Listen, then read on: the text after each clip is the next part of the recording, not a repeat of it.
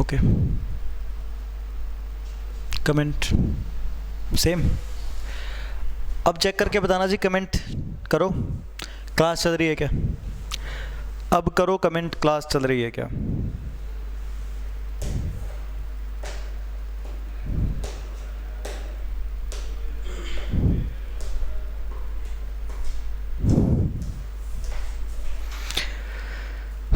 Comment करके बताइए। हाँ जी, गुड इवनिंग।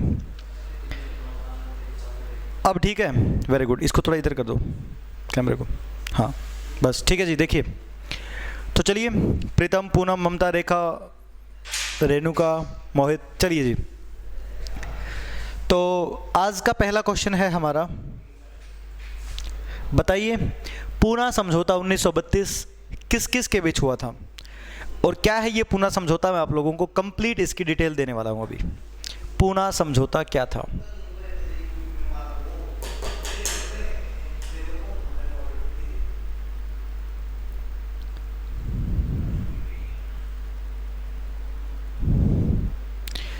सुनो मेरी बात, क्या है पूना समझौता, इसको तो बाद में संभालते हैं। पहले मैं आप लोगों को इससे रिलेटेड एक कंसेप्ट बताता हूं। सुनो मेरी बात, ठीक है, ध्यान से सुन लेना भाई, ध्यान से। देखो ये जो बात मैं समझाऊंगा ना, कॉपी पेन लेके बैठ जाओ। सुनो, 1928 में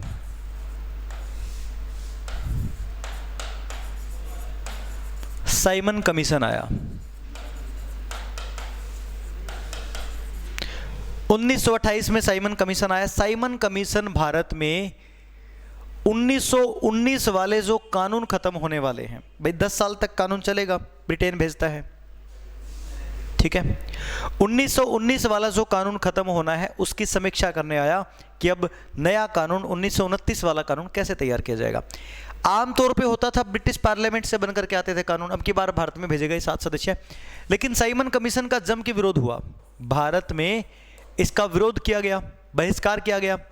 और साइमन कमीशन का जब विरोध हुआ तो अंग्रेजों ने पूछा क्या समस्या है, क्यों विरोध कर रहे हो। तब भारतीयों ने कहा इसमें 7 सदस्य सारे के सारे अंग्रेज। क्या सिस्टम है ये, हम नहीं चाहते कि जो है ये लोग हमारा कानून बनाए। आगे आने वाले समय में भारत पे कैसे कंट्रोल किया जाएगा वो हम खुद तय करेंगे। अंग्रेजों ने कहा अच्छा तुम लोगों में है इतना दिमाग कि तुम कानून बना सको अपने देश के लिए। तब अंग्रेजों ने चैलेंज दिया और 1928 में मोतीलाल नेहरू ने नेहरू रिपोर्ट तैयार की। पूरी बात सुनना आप लोग, नेहरू रिपोर्ट तैयार की। अब 1928 में जब नेहरू रिपोर्ट तैयार हुई, ये काम चल ही रहा था। फाइनली जब नेहरू रिपोर्ट तैयार हो गई तो कांग्रेस ने एस्टिमेटम दे दिया अगले साल तक अगर नेहरू रिपोर्ट के हिसाब से काम नहीं किया तो हम अपने देश को आज़ाद समझेंगे। 1929 में लाहौर सेशन में कांग्रेस ने घोषणा कर दी कि अब हमारा देश अंग्रेज़ों के हिसाब से नहीं चलेगा। इधर 1929 में लाहौर अधिवेशन में पूर्ण स्वराज की मांग की गई, अब हमें पूरी तरह आज़ादी चाहिए। और फाइनली इसी अधिवेशन के तहत 1930 में गांधी जी ने सविनय अवज्ञा आंदोलन शुरू कर दिया। पूरी बात सुनना, सविनय अवज्ञा आंदोलन शुरू हुआ। जब सविनय अवज्ञा आंदोलन शुरू हुआ 1930 में साइमन कमीशन की रिपोर्ट बन करके तैयार हो गई। अब साइमन कमीशन कहता है कि ये रिपोर्ट भारत में लागू हो। कांग्रेस कहती थी नेहरू रिपोर्ट, कांग्रेस ने कहा अब नेहरू रिपोर्ट भी नहीं, अब तो हम आज़ादी के लिए जो है आंदोलन करेंगे। तब अंग्रेजों ने मजबूरी में कहा ठीक है भाई साइमन कमीशन को मत लागू करो, लेकिन साइमन कमीशन की कुछ अच्छी बातें हम आप लोगों के लिए लागू करवाएंगे। साइमन कमीशन की कुछ अच्छी बातें होंगी, नेहरू रिपोर्ट को भी शामिल कर लेंगे, उन दोनों को ज्वाइंट कर लेंगे हम। साइमन कमीशन और एनपी यानी नेहरू रिपोर्ट दोनों को ज्वाइंट कर लेते हैं, तुम ब्रिटेन में आ जाओ, हम गोलमेज सम्मेलन रखवाते हैं। पहला गोलमेज सम्मेलन रखा, फर्स्ट G1 लिख लेंगे इसको हम, गोलमेज फर्स्ट G1 रखा गया 1930 के अंदर। पहले गोलमेज सम्मेलन में गांधी जी गए ही नहीं, कांग्रेस गए ही नहीं, भाई हम जाएंगे नहीं, अब कुछ भी करो जाए, हमने एस्टिमेटम दिया था। तब पहला गोलमेज सम्मेलन जब रद्द हुआ तो दूसरे गोलमेज सम्मेलन की बात हुई, G2 की बात हुई। दूसरे गोलमेज सम्मेलन से पहले गांधी इरविन समझौता हो चुका था, जिसमें गांधी जी मान गए थे, सभी ने अवज्ञा आंदोलन बंद कर दिया और दूसरे में भाग लेने चले गए। दूसरे में जब भाग लिया ना, वहां पर ब्रिटेन के प्रधानमंत्री ने कम्युनल अवार्ड की घोषणा कर दी। कम्युनल अवार्ड का मतलब होता है वहां सब ने जाकर के जातिगत आधार पे जो है इलेक्शन की मांग कर ली। डॉक्टर भीमराव अंबेडकर को कहा गया अब 71 सीटों पर तुम्हें पृथक चुनाव दिया जाएगा। पृथक चुनाव का मतलब है सेपरेट इलेक्शन, मतलब दलित के लिए सिर्फ दलित ही वोट करेगा। अब पृथक चुनाव को गांधी जी ने कहा ये तो सांप्रदायिक चुनाव दे दिए तुम लोगों ने, ये तो गलत सिस्टम है। मैं आया इसीलिए था क्या, गोलमेज सम्मेलन की जो घोषणा हुई कि अब भारत में प्रांतीय राज्यों के इलेक्शन में इतनी सीटें जो है रिजर्व होंगी और वो पृथक चुनाव से होंगी। पृथक चुनाव का मतलब है जो कैंडिडेट वहां पर उतरेगा उसी के समुदाय के लोग वोट करेंगे, ठीक है। आरक्षण अलग चीज है। तो कम्युनल अवार्ड के कारण गांधी जी दूसरे गोलमेज सम्मेलन में नाराज होकर के चले गए पूना। तब जाकर के भारत में पूना में इनको मनाने पहुंचे थे डॉक्टर भीमराव अंबेडकर, ठीक है। डॉक्टर भीमराव अंबेडकर पहुंचे गांधी जी के पास पूना में। इन दोनों के बीच 1932 में जो हुआ वो कहलाया पूना पैक्ट। अब पूना पैक्ट में हुआ क्या था वो भी मैं आपको बताऊंगा। एक बार आप इसका बैकग्राउंड नोट कर लीजिए और मुझे बताइए क्या किसी को समझ में नहीं आया? बताइए मुझे, क्या किसी को कोई दिक्कत है? बताइए जी।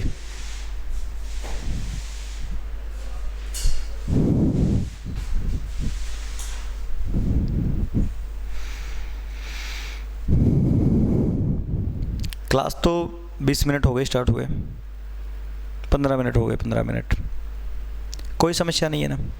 मैंने आप लोगों को इसका बैकग्राउंड बता दिया पूरा। अब पूना पैक्ट में क्या हुआ था वो भी देखना है हम लोगों को। ये 24 सितंबर 1932 को हुआ था पूना पैक्ट। बलक्रांत सिंह जी क्या हो गया?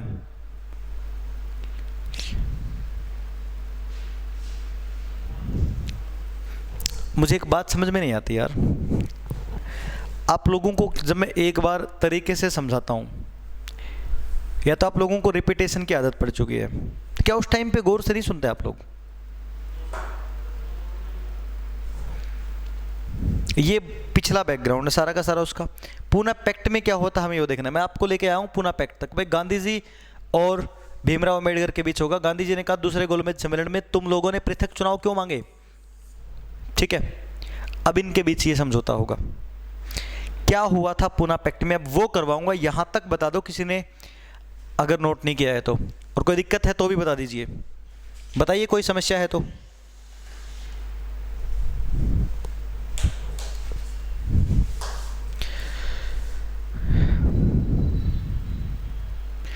राजेश कुमार भाई, मैं इंस्टाग्राम पे 2 क्वेश्चन देख लूंगा भाई, मैं क्लास के बाद देखूंगा। मैं क्लास रुक गई, अब तो नहीं रुकी, अब तो चल रही है। कर लिया नोट? चलिए जी। अब देखिए पूना पैक्ट में हुआ क्या था। पूना पैक्ट में हुआ क्या था, सितंबर 1932 पूना समझौता। अब ये किस किस के बीच हुआ? महात्मा गांधी, मैं आप लोगों को डायरेक्ट फोटो ही दिखाऊंगा इसकी, अगर तो ये सर्च हो पाया।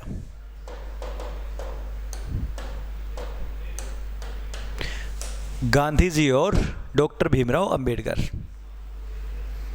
चलिए जी, डन। अब आएगा मजा। हम चलते हैं यहां पर। ये हो गई हमारे पास फोटो, देखिए जी। पूना पैक्ट में क्या हुआ समझ लीजिए इस बात को, ठीक है। देखिए जी, पूना पैक्ट में गांधी जी ने डॉक्टर भीमराव अंबेडकर को कहा कि वहां पर जो कम्युनल अवार्ड की घोषणा की उसको रद्द कर दो। डॉक्टर भीमराव अंबेडकर ने कहा तो मैं दलितों के लिए क्या करूं फिर। तब गांधी जी ने कहा था क्या कि भाई जो देखो इलेक्शन जो होते हैं ना, वो एक तो होते हैं केंद्रीय सभा के, केंद्रीय सभा, और एक होते हैं प्रांतीय सभा के, प्रांत। तो गांधी जी ने कहा अब क्या होगा, प्रांतों में हम 18% रिजर्वेशन देंगे अब दलितों को। ध्यान से सुन लो, रिजर्वेशन और पृथक चुनाव का मतलब बिल्कुल डिफरेंट है। तुम पृथक चुनाव को छोड़ो, रिजर्वेशन देंगे केंद्रीय सभा में, और प्रांतों में 71 से सीटें जो है 148 मिलेगी। 148 सीट रिजर्व कर दी जाएंगी, इन पर आरक्षण दिया जाएगा।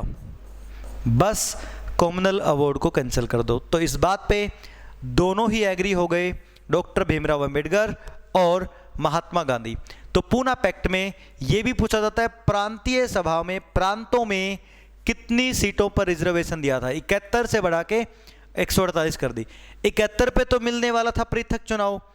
गांधी जी ने कहा पृथक चुनाव का क्या करोगे, रिजर्वेशन ले लो डायरेक्ट 148 सीटों पर।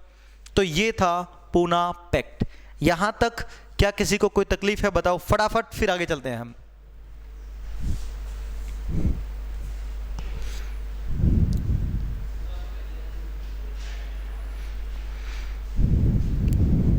बताइए जी।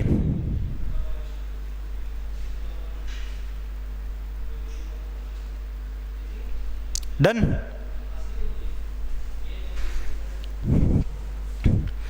अब चलें आगे।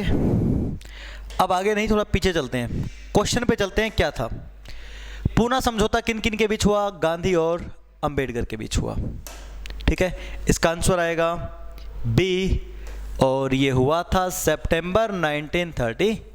तो पहला क्वेश्चन क्लियर है सबका, कोई दिक्कत नहीं है ना। चलिए जी आगे। अब हम चलते हैं आगे, ये मैंने आपको सारा कुछ बता दिया है। ठीक है, अगले क्वेश्चन पे चलते हैं। पूना समझौता महात्मा गांधी और किस किस के बीच हुआ, ये तो बात हो ही गई, डॉक्टर भीमराव अंबेडकर 1932। इसका जवाब आप लोग जानते ही हैं। ठीक है, सेम क्वेश्चन है, कोई बड़ी बात नहीं है। अगला क्वेश्चन है जी, होम रूल लीग की स्थापना की गई थी। होम रूल लीग क्या था, ये अप्रैल 1916 में शुरू किया गया था। होम रूल लीग का मतलब है हमें स्वशासन दो, स्वशासन, खुद राज करने की जो है पावर दो। होम रूल लीग, सुनो मेरी बात, क्या ये बंगाल विभाजन के दौरान किया गया था? बंगाल विभाजन तो 1905 में हुआ था। क्या फर्स्ट वर्ल्ड वॉर के दौरान हुआ था? जी 1914 से 1918।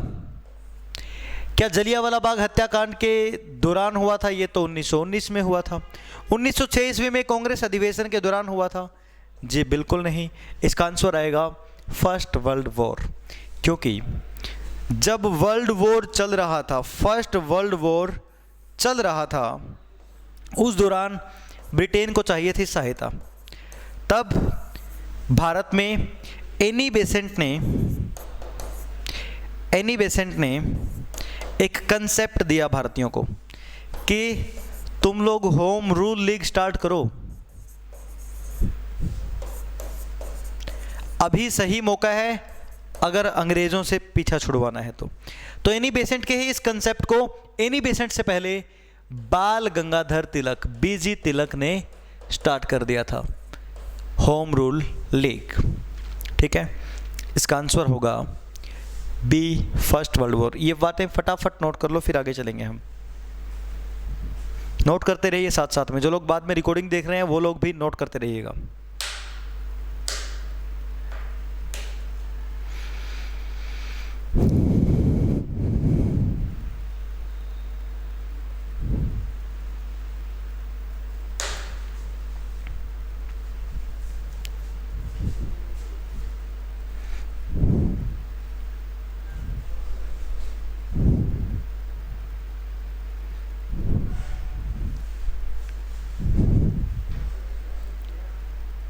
डन। चलिए जी, अब चलते हैं आगे, आगे चलते हैं।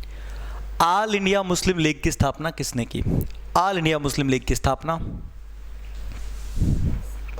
1906 ढाका के अंदर, ढाका के नवाब आगा खां। इसके साथ एक और नाम आएगा, सलीमुल्लाह, और पूरा नाम होगा इसका ऑल इंडिया मुस्लिम लीग। मुस्लिम लीग में मोहम्मद अली जिन्ना 1913 से लेकर 1947 तक इसके अध्यक्ष रहेंगे। कांग्रेस में चेंज होते रहेंगे, लेकिन यहाँ पर एक ही बंदा टिका रहेगा, मोहम्मद अली जिन्ना। कि यहाँ तक किसी को कोई समस्या है? नहीं जी। चलिए आगे, आगे चलते हैं हम लोग अगले सवाल के ऊपर।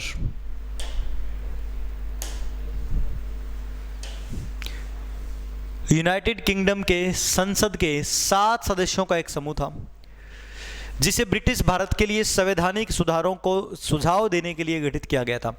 ब्रिटेन की सरकार ने भेजा था और ये 1928 में आया। साइमन कमीशन था, जिसमें 7 सदस्य थे। ध्यान दें, HSSC क्लर्क के एग्ज़ाम में ये पूछा भी जा चुका है, साइमन कमीशन में कितने सदस्य आए थे? 7। ठीक है। साइमन कमीशन के बाद ही वो सिलसिला शुरू हुआ था। इसका विरोध हुआ लाहौर में। साइमन गो बैक के नारे लगे और विरोध करने वाले सबसे बड़े नाम लाला लाजपत राय। लाला लाजपत राय के ऊपर लाठियां बरसाई गई। 17 नवंबर 1928 लाला लाजपत राय की हत्या हो गई। उसके बाद 17 दिसंबर 1928 भगत सिंह ने लाला लाजपत राय की मौत का बदला लिया। लेकिन मारा किसको था? देखो, मारने गए थे स्कॉट को, स्कॉट नाम के अंग्रेजी अधिकारी को, लेकिन मार दिया सैंडर्स को। ठीक है, बताइए कोई समस्या है तो? जी, साइमन कमीशन स्कॉट को मारने गए थे, लेकिन मार दिया था सैंडर्स को, लेकिन सैंडर्स भी शामिल था लाठी चार्ज में। ठीक है, Simon go back. I think इसमें फ़ोटो भी मिल सकती है आप लोगों के लिए। साइमन गो बैक,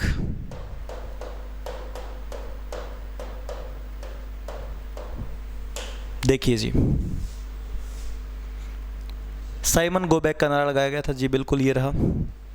इस तरीके से विरोध प्रदर्शन हुआ था इसका, और बाद में लाठीचार्ज हो गया था लाला लाजपत राय के ऊपर। इस तरीके से लोग जो है पहुंच गए थे साइमन गो बैक के नारे लगाने। ये जो आप देख पा रहे हैं, लाला लाजपत राय। ठीक है, चलिए जी आगे चलते हैं अगले सवाल के ऊपर। 1928 में भारत में आए उस कमीशन का नाम बताइए जिसका उद्देश्य भारत में संवैधानिक व्यवस्था का सुधार करना था। एक ही बात है जी, सुनो मेरी बात। रोलेट एक्ट तो 1919 में आया था। पिट्स इंडिया एक्ट 1784 1784 में आया था। जो भारत में रेगुलेटिंग एक्ट आता है ना 1773 में, उसमें कुछ कमियां रह गई थी, उसको पूरा करने के लिए पिट्स इंडिया एक्ट भेजा गया था। बंगाल विभाजन 1905 और साइमन कमीशन 1928। ठीक है, बताइए, डन? कौन सा नारा गांधी जी ने दिया था? क्या पूछ रहे हो आप?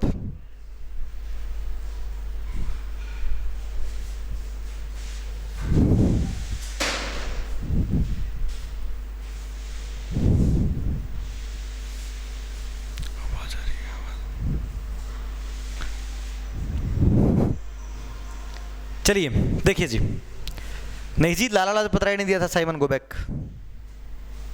चलिए आगे चलते हैं। अगला सवाल, भारत सेवक समाज की स्थापना किसने की थी?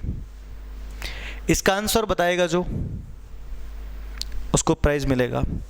भारत सेवक समाज।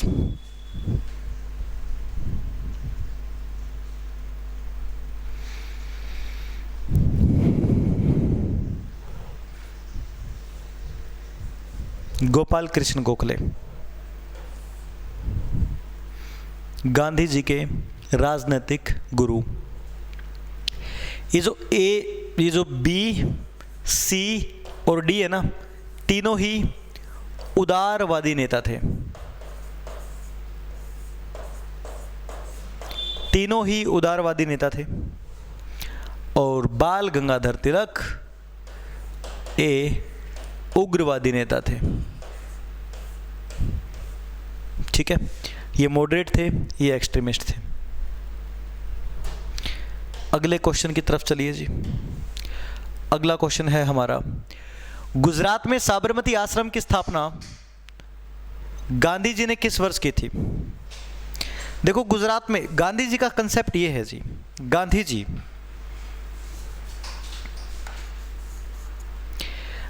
जी का जन्म 1869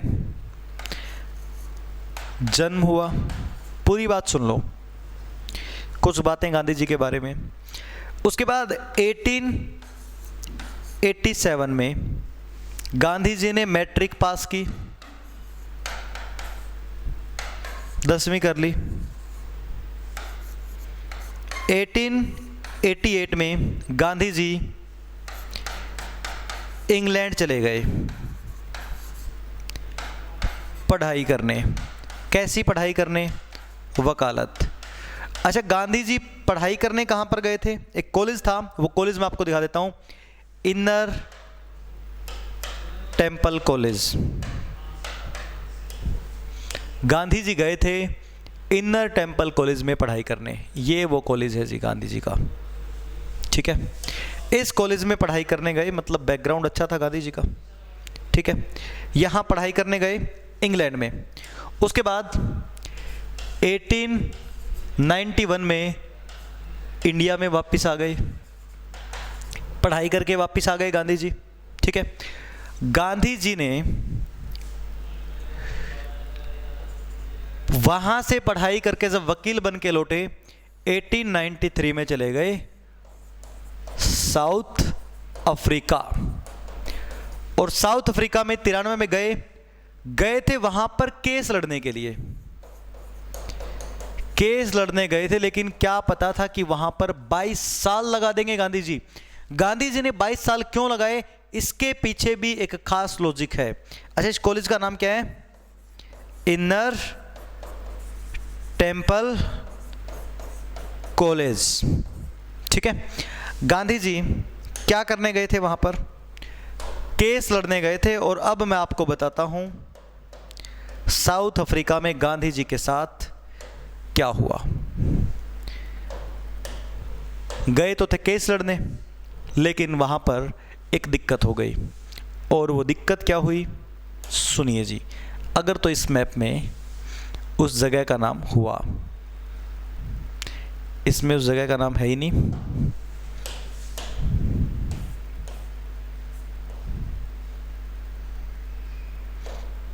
ये देखिए जी,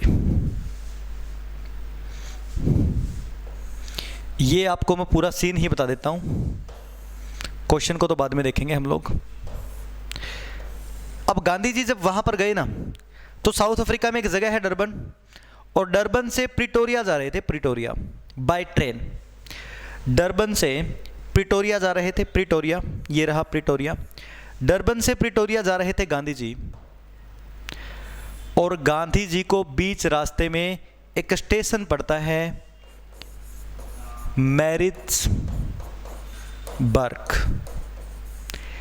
मैरिट्सबर्ग में गांधी जी को स्टेशन पे फेंक दिया गया, क्योंकि गांधी जी के पास टिकट तो थी, लेकिन गांधी जी सफेद नहीं थे, गोरे नहीं थे।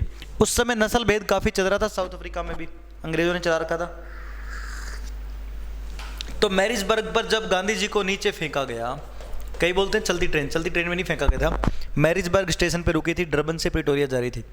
तब गांधी जी ने पहली बार जो है बेइज्जती फील की थी। तब गांधी जी ने सोचा था अब मैं यहाँ से नस्ल भेद को समाप्त करके ही इंडिया लौटूंगा। तब जो है गांधी जी को इस सिलसिले में 22 साल लग गए थे। इसी के खिलाफ गांधी जी ने 1907 में अपना पहला सत्याग्रह किया था। गांधी जी ने अपना पहला सत्याग्रह साउथ अफ्रीका में किया था। उसके बाद गांधी जी 1915 में भारत आते हैं और 16 और 17 में साबरमती आश्रम की स्थापना होती है। 16 में आश्रम की स्थापना कर देते हैं गांधी जी, ठीक है, लेकिन इसको शिफ्ट किया जाता है साबरमती नदी के किनारे 17 में। तो 16 और 17 दोनों ही आंसर माने जाएंगे इसके, ठीक है। तो ये घटना आप लोग नोट कर सकते हो। मैंने आप लोगों को पूरा परिचय गांधी जी का दे दिया।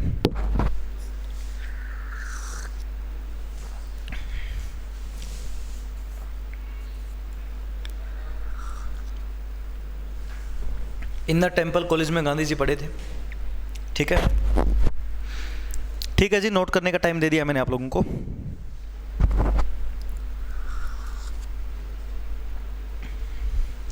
ओके जी, कप में नहीं पिएंगे आज के बाद।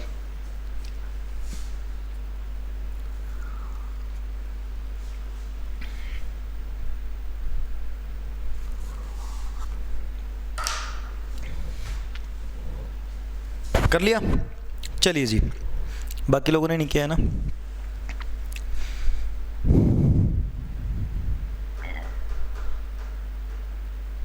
कॉलेज का क्या नाम था? Inner temple college. देखो साउथ अफ्रीका में ही वो जगह पड़ती है केप टाउन, जहां से वास्को डी गामा आया था, जिस रास्ते से आया था, ठीक है। ये डरबन, ये प्रिटोरिया, इस रास्ते पर मैरिट्सबर्ग नाम की जगह पे गांधी जी को नीचे उतारा गया था।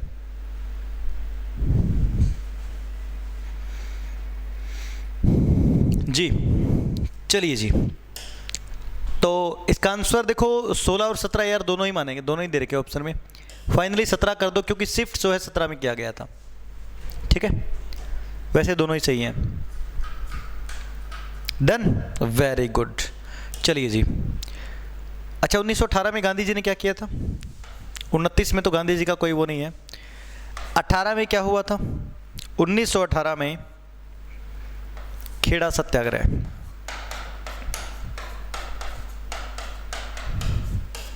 और 1916 में होम रूल लीग, लेकिन ये गांधी जी ने नहीं किया था। 1929 में लाहौर अधिवेशन हुआ था, ये भी गांधी जी का रोल नहीं था, यहां पर रोल था नेहरू जी का, ठीक है। चलिए जी आगे चलते हैं अगले सवाल की तरफ। कलकत्ता, मद्रास और बंबई में उच्च न्यायालय निम्नलिखित में से किस वायसराय के काल में जो है स्थापित किए गए थे? ध्यान दें, देश में पहली हाई कोर्ट ही कलकत्ता में बनी थी। 1861 का एक्ट आया था, इंडियन काउंसिल एक्ट 1861। इस एक्ट के तहत 1862 में देश में पहली दफ़ा हाई कोर्ट का निर्माण किया गया था। कलकत्ता, मद्रास और बॉम्बे, 3 हाई कोर्ट बने थे। उस समय 1861 में लॉर्ड कैनिंग का समय था, क्योंकि कैनिंग के समय में ही क्रांति हुई थी और कैनिंग के समय में ही 1858 का अधिनियम आया था और इसी ने पढ़ के सुनाया था ये अधिनियम, ठीक है। कैनिंग के समय में ही क्रांति हुई, ये पूछा जाता है जी। क्रांति के समय भी कौन था? कैनिंग। 1858 का अधिनियम आया तब भी कैनिंग, और ये जो कोर्ट बनी है तब भी कैनिंग, ठीक है।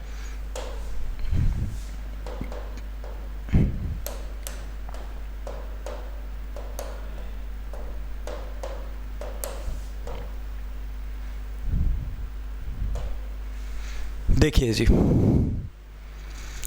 ये है वो कलकत्ता हाई कोर्ट जो देश की पहली हाई कोर्ट मानी जाती है, कलकत्ता हाई कोर्ट। इसके साथ साथ मद्रास और बॉम्बे हाई कोर्ट भी स्थापित हुई थी, ठीक है। तो देश में सबसे पहले ये 3 हाई कोर्ट स्थापित हुई थी, ठीक है। चलिए जी अगले सवाल पे चलते हैं। वारेन हेस्टिंग के बारे में आप लोगों को पता ही है, first governor general of Bengal. Bal Gangadhar तिलक किससे अपना राजनीतिक गुरु मानते थे? ये सवाल तो आप लोगों ने सुना होगा, महात्मा गांधी किसे अपना गुरु मानते थे? महात्मा गांधी के राजनीतिक गुरु,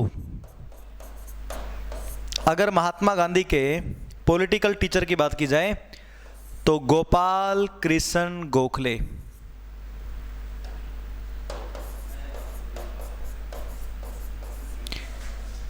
गोपाल कृष्ण गोखले। अगर तीनों ही एक जगह थी क्या? नहीं जी, तीनों अलग अलग जगह, एक बॉम्बे में, एक कलकत्ता में और एक जो है मद्रास में, चेन्नई में। बाल गंगाधर तिलक के भी कोई राजनीतिक गुरु थे क्या? बताइए, बाल गंगाधर तिलक के भी राजनीतिक गुरु थे क्या कोई? बाल गंगाधर तिलक के राजनीतिक गुरु थे दादा भाई नौरोजी। थे उदारवादी, लेकिन बाल गंगाधर तिलक उग्रवादी थे और इनकी रिस्पेक्ट भी काफ़ी थी। दादा भाई नौरोजी भारत के महान बूढ़े व्यक्ति जिन्होंने भारत में राष्ट्रीय आय का कंसेप्ट दिया, नेशनल इनकम स्टार्ट करवाई भारत में। और इसके अलावा दादा भाई नौरोजी का एक काम और, ब्रिटिश पार्लियामेंट में चुने जाने वाले पहले भारतीय, ब्रिटिश संसद में पहले भारतीय यही थे, ठीक है। और ब्रिटेन की पार्लियामेंट में बोलने वाले पहले भारतीय भी दादा भाई नौरोजी ही थे। Great old man of India, दादा भाई नौरोजी। बताइए, कोई समस्या हो? फिर चलते हैं हम अगले सवाल के ऊपर। क्लियर है?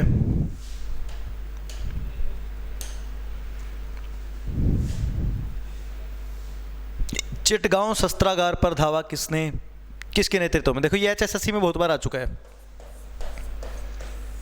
ठीक है। ये घटना 1930 में हुई थी।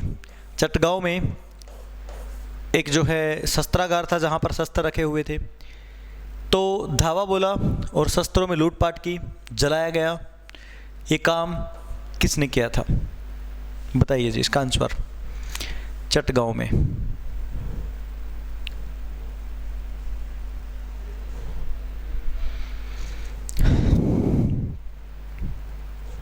सूर्य सेन इसका आंसर आएगा, ठीक है। सूर्य सेन जी, अशोक कुमार, राम राम। सूर्य सेन बहुत बार आया जी HSSC में। घटना कब की है? 1930 की। चलिए आगे, अगला सवाल। गांधी इरविन समझौते पर हस्ताक्षर हुए। जब फर्स्ट गोलमेज सम्मेलन हुआ था ना, G1, तो गांधी जी गए नहीं थे। अब G2 में गांधी जी को बुलाना था, तो इन दोनों के बीच हुआ था Gandhi Irwin pact. Gandhi Irwin pact क्या था? गांधी इरविन पैक्ट कब हुआ था? राजेश कुमार जी, जीवनी सीरीज शुरू करूंगा ना मैं अपने YouTube पे, तब बताऊंगा। देखो भाई, फिर ज़्यादा चीज़ें जो है लेंथी हो जाएंगे।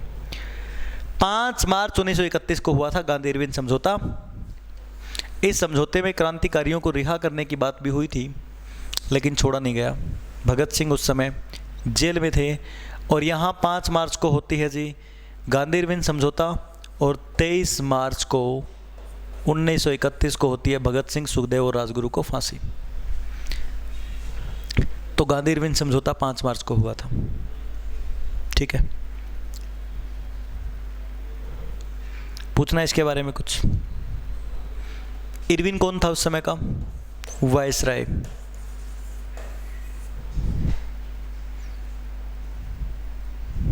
चलिए आगे, अगला सवाल। गांधी इरविन समझौते में निम्नलिखित में से कौन सी एक शर्त नहीं रखी गई थी?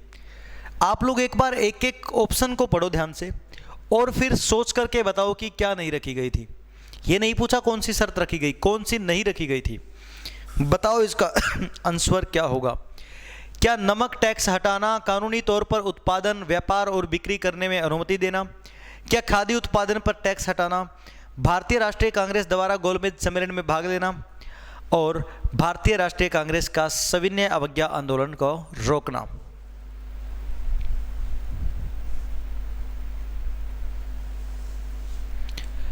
रेणुका जी ऐसा कुछ नहीं है। देखो ऐसा बताया गया है, बताते हैं कि गांधी जी ने बोला था ये, लेकिन अच्छा पिछला क्वेश्चन नोट नहीं किया है क्या? 5 मार्च आएगा 1931। लेकिन अंग्रेज जो है इस बात पे जिद पे अड़ गए थे कि हम नहीं छोड़ेंगे, ठीक है। हाँ, वो दूसरी बात है, गांधी जी ने यहाँ पे भूख हड़ताल नहीं की, खाना छोड़ सकते थे यहाँ भी, ठीक है। तो भाई इसका आंसर क्या आएगा? देखिए जी, गांधी जी की तरफ से शर्तें रखी गई थी क्या, कि भैया हम नमक बनाएंगे, नमक से टैक्स हटाओ, कानूनी तौर पर उत्पादन कर सकेंगे हम खुद भी, व्यापार और बिक्री करने की भी अनुमति दो। नमक का तो जिक्र हुआ ही हुआ था इसमें। भारतीय राष्ट्रीय कांग्रेस द्वारा गोलमेज सम्मेलन में भाग ले लेंगे, कोई दिक्कत नहीं है। भारतीय राष्ट्रीय कांग्रेस को सविनय अवज्ञा आंदोलन जो कि 1930 में स्टार्ट हो रखा था, ये भी बंद कर देंगे। खाद्य उत्पादन पर टैक्स हटाना, ऐसा कुछ जिक्र इसमें नहीं हुआ था। ये गांधी जी की तरफ से शर्तें रखी गई थी,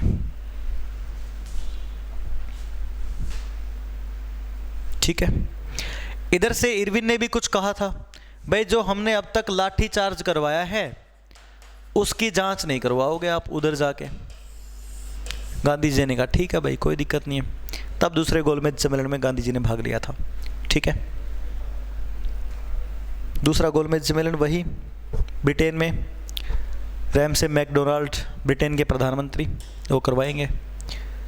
उसके बाद आ जाओ, कौन से गोलमेज सम्मेलन में गांधी जी ने भाग लिया था?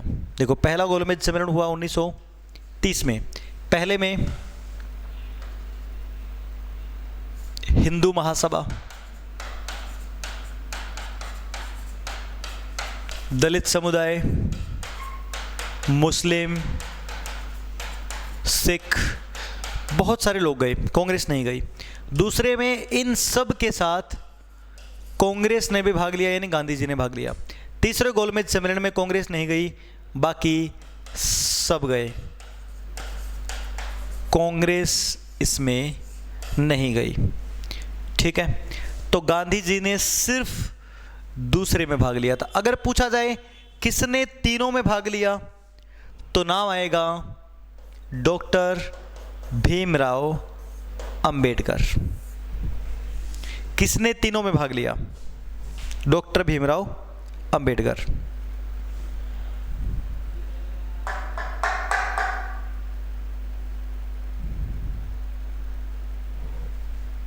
अजय,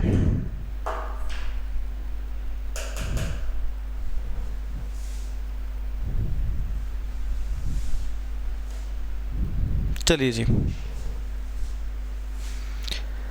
डॉक्टर भीमराव अंबेडकर ने तीनों में भाग लिया था, ठीक है। चलिए जी, आज का क्वेश्चन,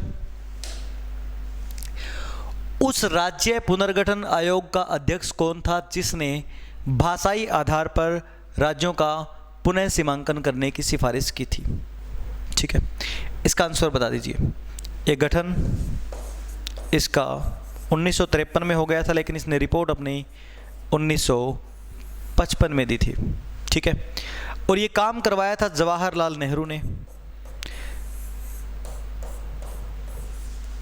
और इस आयोग का अध्यक्ष कौन था? फजल अली। इसने बताया था जी 53 में इसने राज्यों का भाषाई आधार पर पुनर्गठन करने का जो आयोग बनाया, उसकी रिपोर्ट 55 में दी। और इन्होंने कहा, क्या कहा कि भाई ऐसा है, अगर कोई भी नया राज्य बनाना है तो उसको भाषा के आधार पे चेंज करो, ऐसा नहीं कि उसको एरिया के हिसाब से। अब मान लो ये एक राज्य है, इतने हिस्से में हिंदी बोलते, इतने में पंजाबी बोलते, तो भाई भाषा के आधार पे अलग करो इसको, ठीक है। ये कंसेप्ट दिया था फैजल अली की रिपोर्ट ने। क्या आप लोग बता सकते हैं पहला राज्य जो कि भाषाई आधार पर बना था, पहला राज्य कौन सा था भाषा के आधार पर? बताइए, पहला राज्य। सबसे पहले विक्रम सिंह ने जवाब दिया है, आंध्र प्रदेश। उसके बाद गुरजंत जी ने जवाब दिया है, राजेश ने जवाब दिया है, प्रीतम नायर ने जवाब दिया है। वेरी गुड, बाकी सबका ठीक है, आंध्र प्रदेश, ठीक है। कोई दिक्कत किसी को? कोई समस्या किसी को?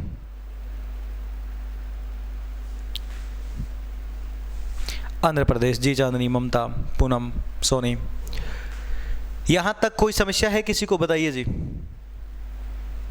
चलो, अब एक सवाल मैं अपनी तरफ से आप लोगों से पूछ रहा हूं देखो भाई, मैंने एंशियंट के क्वेश्चन भी करवा दिए हैं, मेडिवल के क्वेश्चन भी करवा दिए हैं, ठीक है।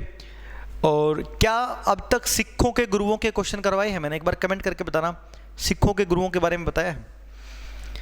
आज की स्लाइड में ये जो 10 मिनट का समय बचा है, फिर हम सिखों के गुरु पढ़ेंगे। सिखों के गुरुओं के बारे में कंसेप्ट आया है क्या कोई एमसीक्यू बैच में? नहीं करवाया। देखिए जी, हम सिखों के 10 गुरुओं के बारे में पढ़ेंगे। सिखों के 10 गुरु। देखिए जी, बड़े आराम से नोट करते रहिएगा चीज़ों को। करवा दिए प्रीतम नायर, कौन से बैच में करवाए भाई? एमसीक्यू में करवाए हैं क्या, मुझे बता दो एक बार, फिर हम कुछ और करेंगे, ठीक है। साथ साथ में 1-2 कंसेप्ट भी लेते चलेंगे ना हम लोग। बता दीजिए प्रीतम, क्या आपको याद है मैंने इस बैच में करवाया था क्या? दूसरे बैच में पढ़ा होगा,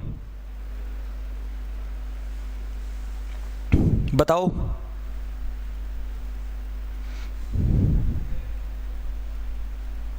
नहीं करवाए। चलिए जी, देखिए जी, सिखों के 10 गुरुओं के नाम।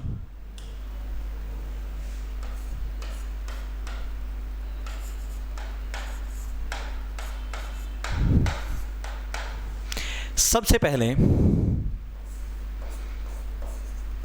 गुरु नानक देव,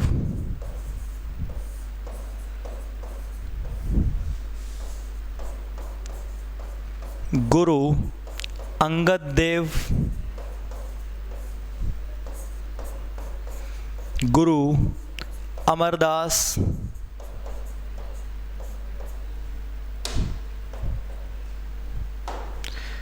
गुरु रामदास, गुरु अर्जन देव,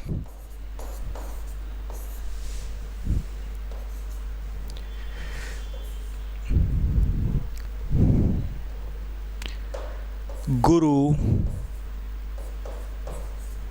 हरगोविंद,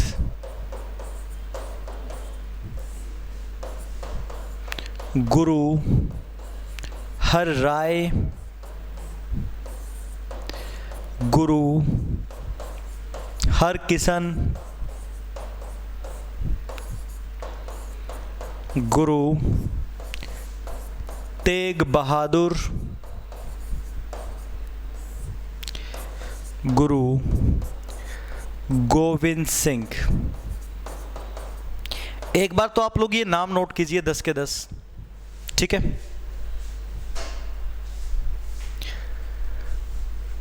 यूट्यूब पर करवा दिए थे 5, तो कोई बात नहीं, यहां भी हो जाएंगे, ठीक है, कोई बात नहीं।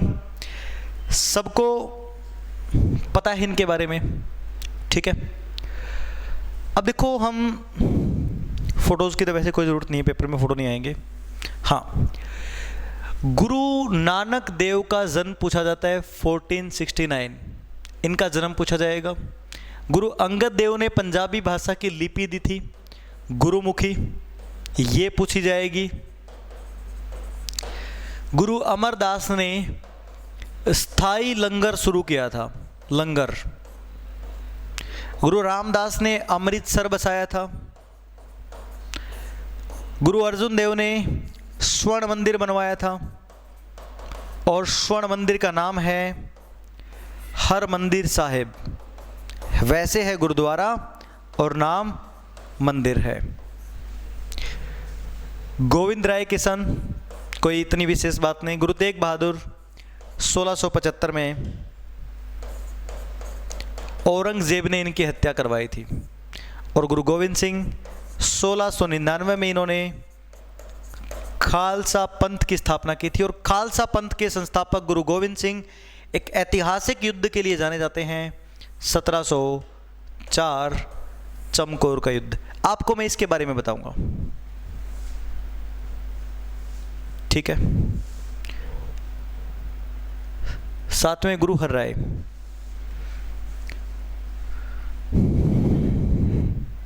मैं आपको खालसा, देखो एक आर्मी समझिए सिखों की। आज की केमिस्ट्री क्लास शाम को 9 बजे अपलोड की जाएगी। 9 बजे अपलोड की जाएगी सब इंस्पेक्टर वाली क्लास केमिस्ट्री मेरे यूट्यूब चैनल पर, देख लेना आप लोग 9 बजे, ठीक है, तैयार रहना सब। 9th पे गुरु तेग बहादुर 1675 में औरंगजेब ने इनकी हत्या करवाई थी। लो जी, मैं साइड हो गया।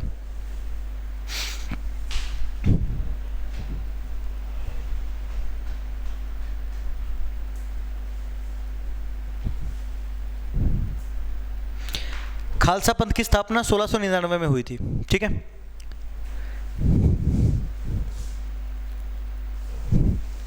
देखो मैं आप लोगों को एक युद्ध के बारे में बताता हूं, बड़ा मजेदार है, पेपर में भी आ सकता है।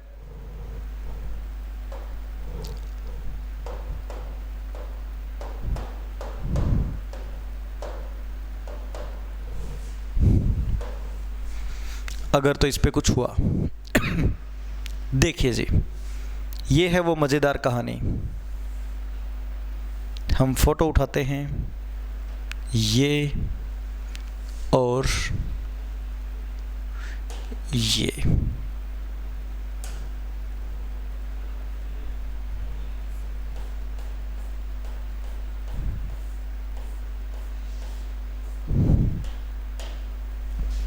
देखिए जी,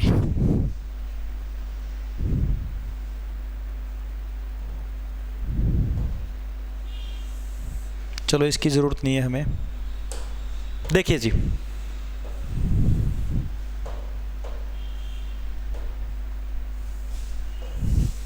मैं आप लोगों को एक स्टोरी बताने जा रहा हूं।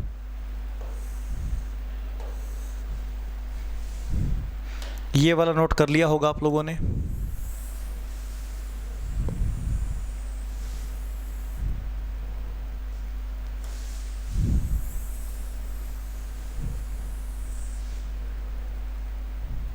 अच्छा जी,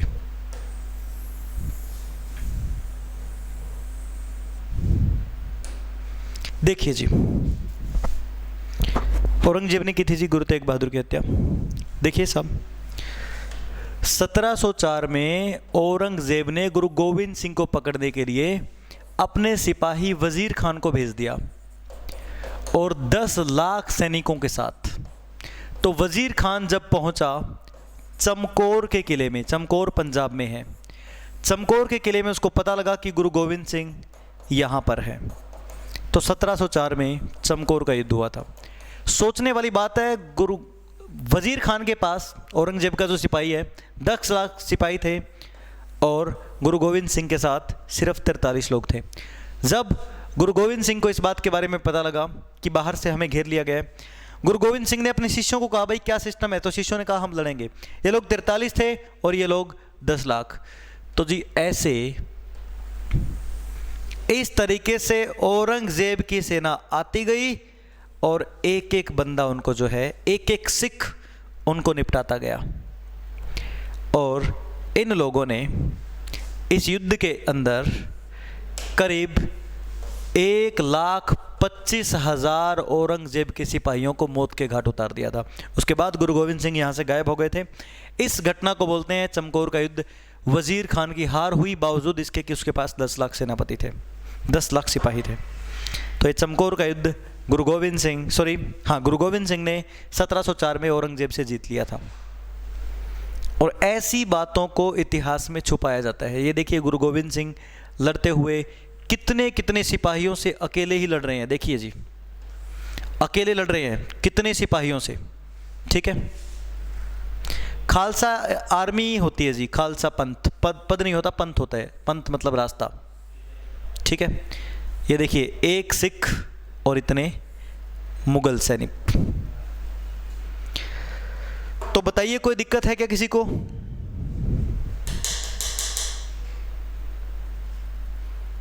इसके बारे में कुछ पूछना है? पूछना चाहते हो कुछ? देख लिया ना, इतने मुगल सैनिक, एक अकेला सिख। वहां थे 10 लाख और यहां थे सिर्फ 43 लोग। उसके बावजूद भी 1.25 लाख लोगों को मार दिया गया था, ठीक है। तो जी नहीं जी, उसके बाद गुरु गोविंद सिंह की जो डेथ हुई है ना, वो 1708 में हुई है। ये युद्ध 4 में हुआ था, ठीक है। तो ये नहीं जी, वो जो सारागढ़ी का युद्ध हुआ था ना, वो दिखाया गया है केसरी मूवी के अंदर।